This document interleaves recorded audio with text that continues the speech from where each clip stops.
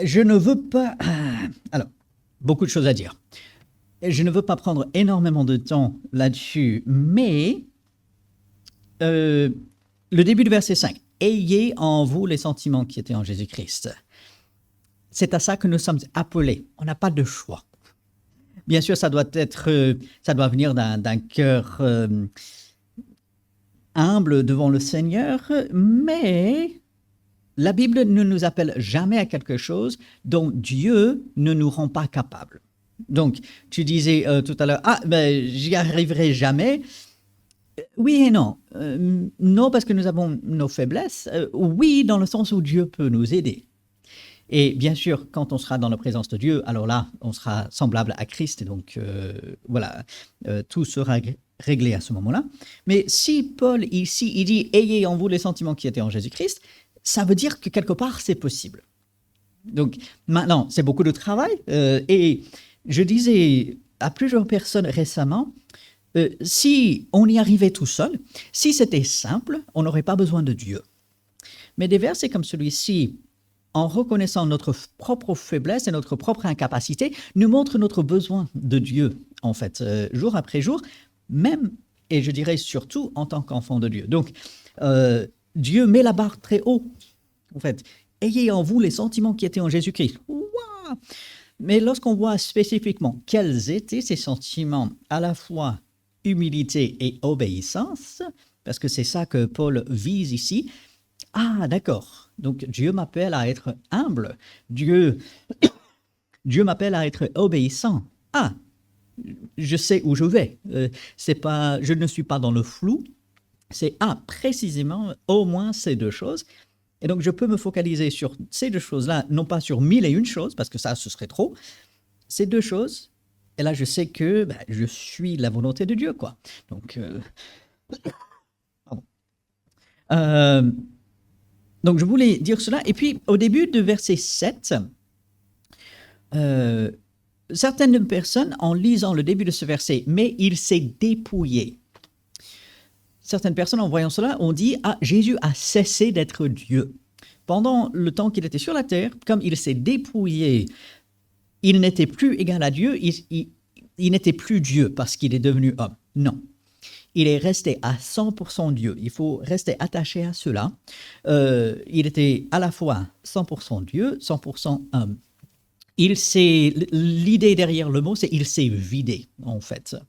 Et donc, il n'a pas cessé d'être Dieu.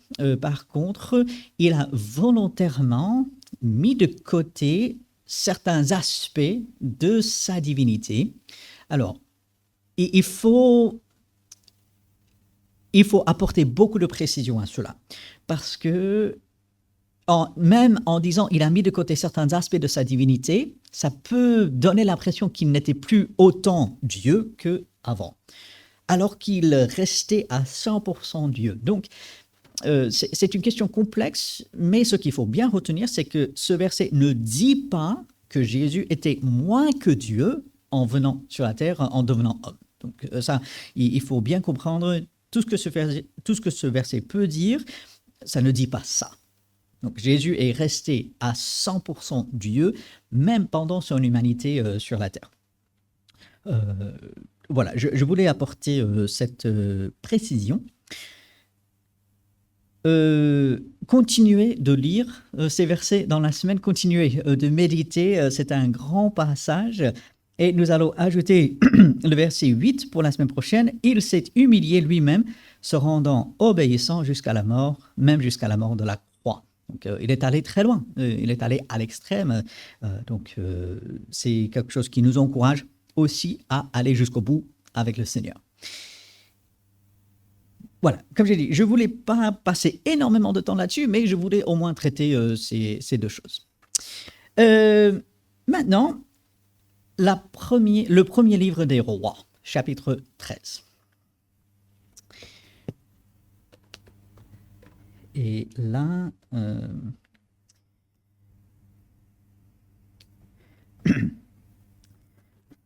premier livre des rois, chapitre 13, je le redis.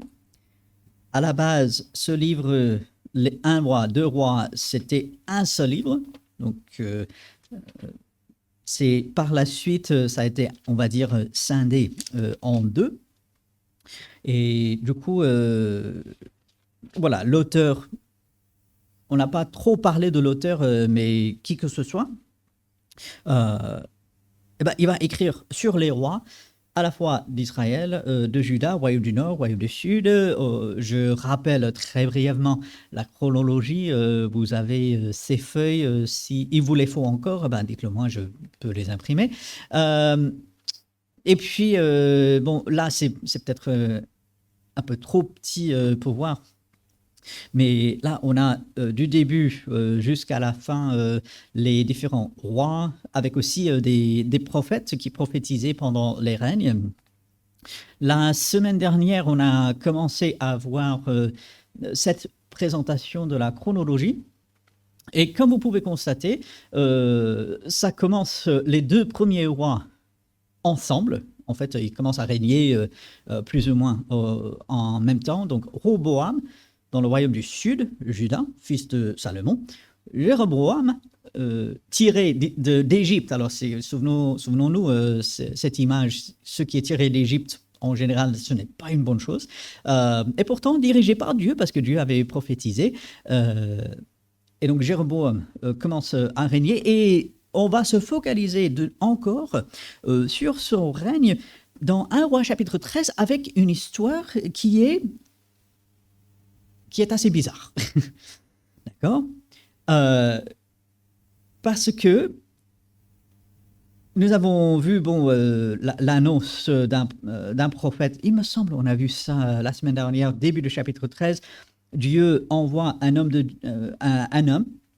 de Juda à Bethel et il va prophétiser. Il va prophétiser un jugement contre l'autel impie, l'autel idolâtre que Jéroboam avait fait à Bethel. Quand même, rappelons-nous, Bethel, la maison de Dieu. Hein.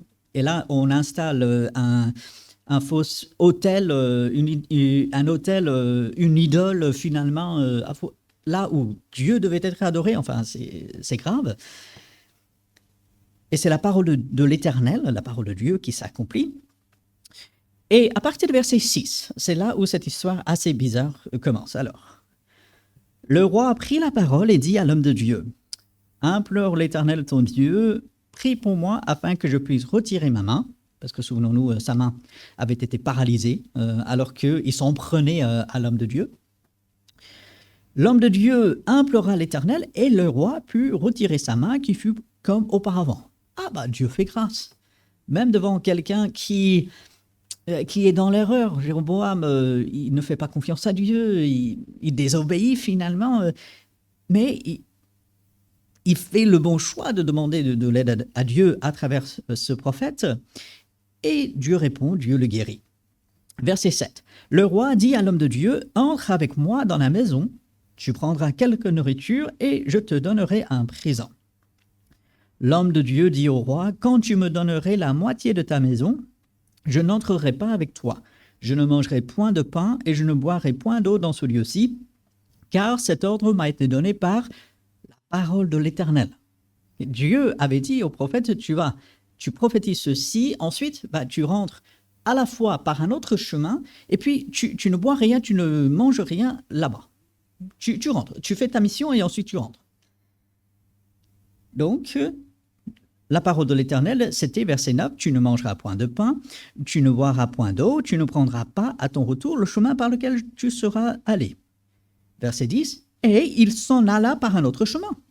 Il ne prit pas à son retour le chemin par lequel il était venu à Bethel. » Jusque-là, ça semble bien se passer. Jusque-là, on se dit, très bien. Le roi est repris. Il semble avoir la bonne réaction face à la révélation de Dieu. Le prophète, parce qu'on va l'appeler un prophète, il est appelé homme de Dieu dans le texte, on va l'appeler un prophète. Il annonce la parole de Dieu, ensuite il obéit dans un premier temps. C'est bien. C'est à partir du verset 11 que ça commence à mal se passer. Il y avait un vieux prophète qui demeurait à Bethel.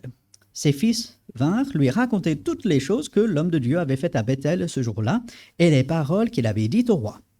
Lorsqu'ils en eurent fait le récit à leur père, il leur dit, donc le père dit à ses fils, par quel chemin s'en est-il allé? Il veut savoir où est passé cet homme de Dieu. Ses fils, avaient vu par quel chemin s'en était allé l'homme de Dieu qui était venu de Juda. Et il dit à ses fils, sellez-moi l'âne. Ils lui sellèrent l'âne et il monta dessus. Il alla après l'homme de Dieu et il le trouva assis sur un térébinthe, donc un arbre qui était très répandu dans ce coin. Il lui dit, es-tu l'homme de Dieu qui est venu de Juda? Il répondit, je le suis. Alors il lui dit, donc ce vieux prophète dit à l'homme de Dieu qui était venu, viens avec moi à la maison et tu prendras quelque nourriture. C'est curieux. Qu'est-ce qui se passe? Verset 16. Mais il répondit, je ne puis ni retourner avec toi, ni entrer chez toi. Je ne mangerai point de pain, je ne boirai point d'eau avec toi en ce lieu-ci. Car il m'a été dit par la parole de l'Éternel, tu n'y mangeras point de pain, tu n'y boiras point d'eau, tu ne prendras pas à ton retour le chemin par lequel tu seras allé. Jusque-là, encore, assez bien, le prophète répète ce que Dieu lui avait dit, il tient ferme. Mais, verset 18, ce vieux prophète dit, moi aussi, je suis prophète comme toi, et un ange m'a parlé de la part de l'Éternel et il m'a dit, ramène-le avec toi dans ta maison et qu'il mange du pain et boive de l'eau. Il lui mentait.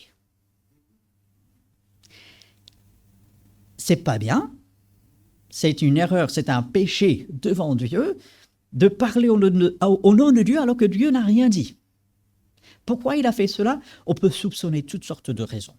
Est-ce qu'il y avait une sorte de jalousie? C'est un vieux prophète, donc est-ce que ça faisait quelque temps que Dieu s'était révélé à lui et maintenant il voit quelqu'un d'autre à qui Dieu a révélé les choses, donc il veut un peu s'associer à lui? Peut-être, on peut supposer toutes sortes de choses. Mais le texte est très clair qu'il ment, ce vieux prophète. C'est mauvais. Verset 19. L'homme de Dieu retourna avec lui. Pour moi, c'est la plus grande erreur dans ce passage. Enfin, c'est la deuxième plus grande erreur dans ce passage, de ne pas avoir été capable de reconnaître le mensonge de ce prophète et puis de céder à cela, alors que Dieu s'était déjà révélé clairement à ce jeune, plutôt jeune prophète qui a parlé dans un premier temps.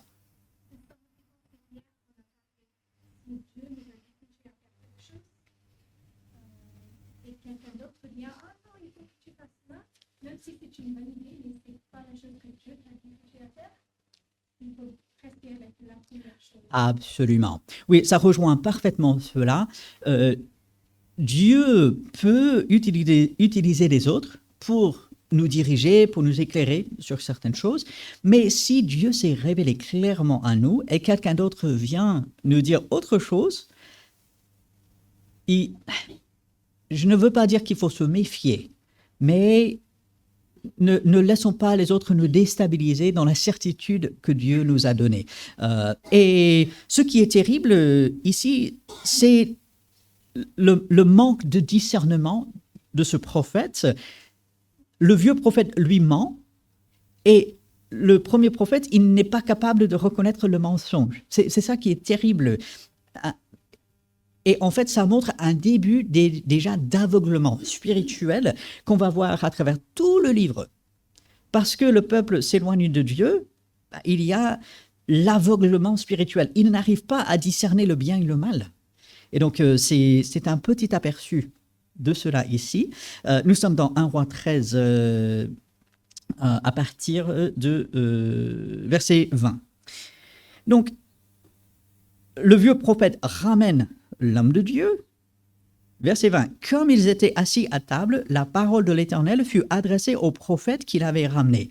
Et il cria à l'homme de Dieu qui était venu de Juda, « Ainsi parle l'Éternel, parce que tu as été rebelle à l'ordre de l'Éternel et que tu n'as pas observé le commandement que l'Éternel ton Dieu t'avait donné, parce que tu es retourné, que tu as mangé du pain et bu de l'eau dans le lieu dont il t'avait dit, tu n'y mangeras point de pain, tu n'y boiras point d'eau, ton cadavre n'entrera pas dans le sépulcre de tes pères. » Et ça, c'était grave à l'époque. C'était une honte, donc de laisser le cadavre. Et si on n'était pas enterré, et c'est même ce qui arrive aujourd'hui, si on n'est pas enterré, qu'est-ce qui arrive?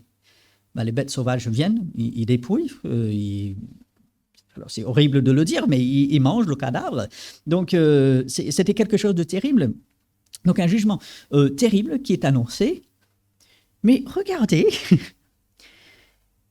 verset 23, quand le prophète qu'il avait ramené eut mangé du pain et qu'il eut bu de l'eau, il sella l'âne pour lui. C'est bizarre.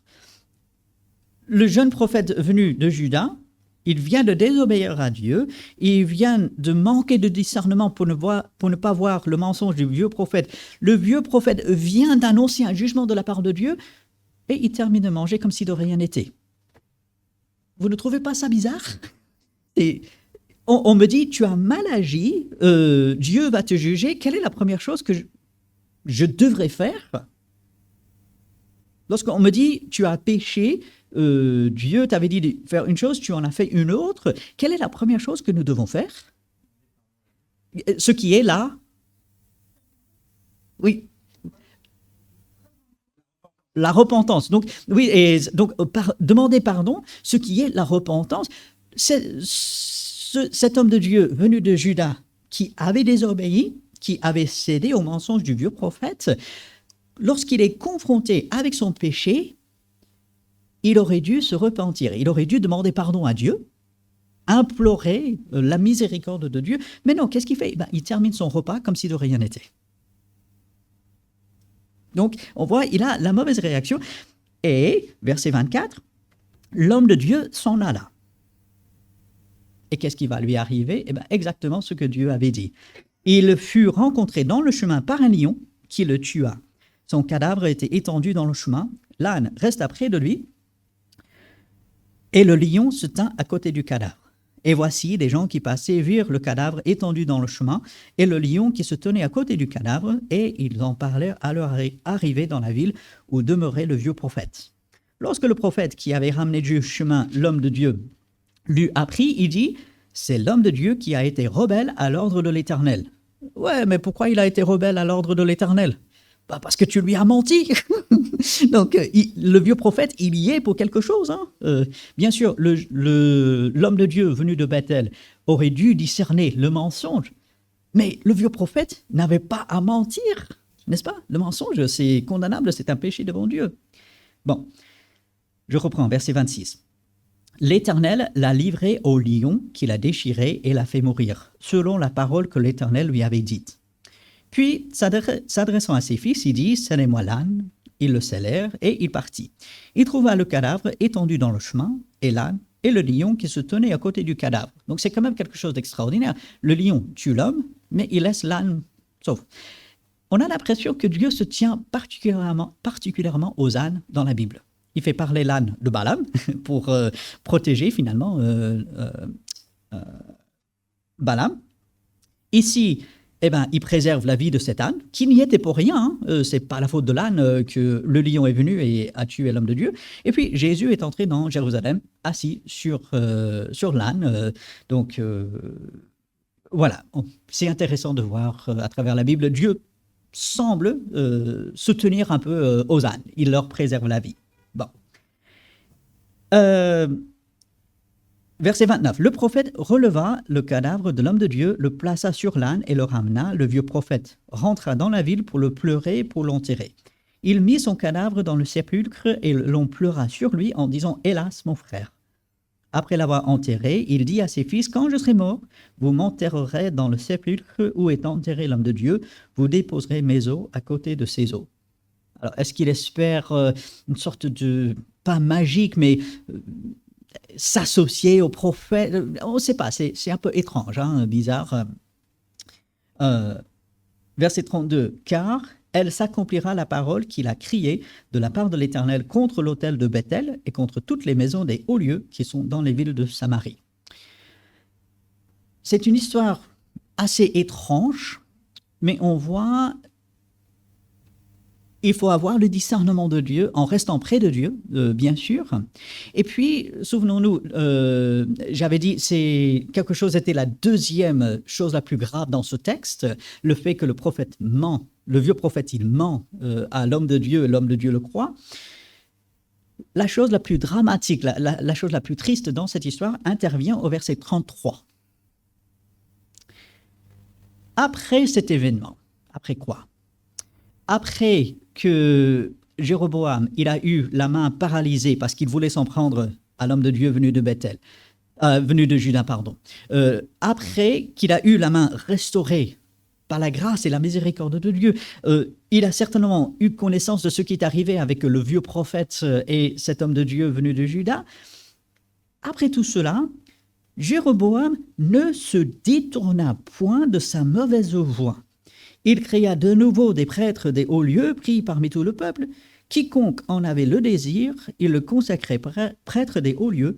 Ce fut là une occasion de péché pour la maison de Jéroboam, et c'est pour cela qu'il a été exterminé et détruit de dessus la face de la terre. Peu importe ce que cette histoire de l'homme de Dieu, du prophète, l'âne, peu importe tout ce que cela peut nous enseigner, il y a des leçons à tirer. La grande leçon se trouve ici avec Jéroboam. Jéroboam a vu ces choses arriver. Il savait que Dieu punit le péché, mais il ne se repent pas. Il ne dit pas « Ah, face à Dieu et ce que Dieu a révélé, ce que Dieu m'a dit directement, eh bien, je ne change pas. » C'est terrible. C'est la grande leçon ici, et c'est quelque chose que nous pouvons retenir encore aujourd'hui. Dieu nous parle directement dans sa parole. Gloire à Dieu. Et confronté à la parole de Dieu, il faut se dire, mais Dieu, quel changement tu veux apporter dans ma vie? Et je veux ce changement que toi tu veux. Et je ne veux pas rester non repentant. Je veux avoir un cœur sincère, humble devant toi. Et donc, quand on lit, après cet événement, Jéroboam ne se détourna point de sa mauvaise voie. C'est terrible.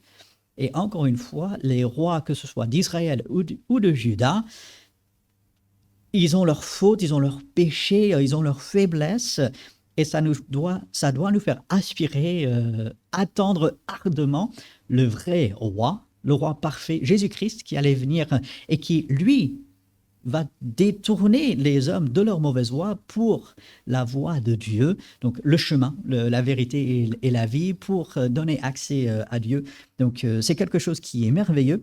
Et là, je me rends compte que j'ai pris plus de temps que j'avais voulu. Donc voilà. Mais je vous encourage à relire la fin de ce chapitre 13 de 1 Roi, la fin, on va dire, de la vie de Jéroboam, et d'être imprégné de cette idée, je dois me détourner de ma mauvaise voie, je dois rester près de Dieu, c'est ce que Dieu veut toujours pour moi et pour chacun de nous.